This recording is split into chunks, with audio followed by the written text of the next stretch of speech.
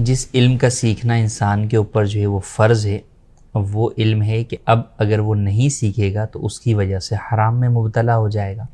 जैसे एक शख्स है कि उसने जो है वो हज पर जाना है, तो अब अगर वो हज के मसाइल नहीं सीखेगा तो वो गुनाह कर बैठेगा, वहाँ एहराम की पाबंदियों को जो है अमल नहीं करेगा, तो फिर कई सूरतों में उस पर दम लाजिम हो रहा होगा, कहीं पे सदका लाजिम हो रहा होगा, हो सकता है कि बाद सूरतों में उसका ऊपर जो है वो बदना भी जो है वो लाजिम आ जाए। तो इसलिए जो काम आप करने जा रहे हैं उससे पहले उसके दीनी मसाइल सीखना यह आप पर फ़र्ज़ है। नमाज फ़र्ज़ हो गई तो अब नमाज के मसाइल सीखेंगे। रोज़ा, जब रमज़ान के रोज़े आ रहे हैं तो आपको रोज़े के मसाइल सीखना है। आपके पास इतना मालो असबाब हो गया कि ज़कात बनती है तो ज़कात के मसाइल सीखेंगे।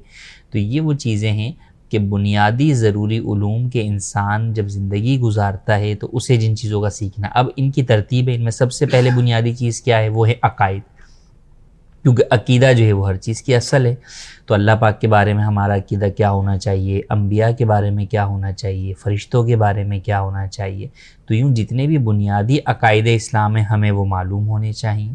फिर उसके बाद हम जब अरकान इस्लाम में आते हैं तो नमाज है, नमाज हर एक के ऊपर जो है वो लाजिम है और दिन में 5 वक्त लाजिम है, तो अब उसके मसाइल सीखना जो है वो ज़रूरी हैं।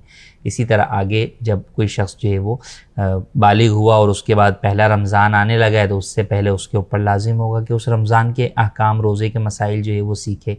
मालदार हुआ तो ये ज़कात के सीखे, और ज़्यादा मालदार हुआ कि हज फ़र्ज़ बनता है तो हज के मसाइल जो है वो सीखे।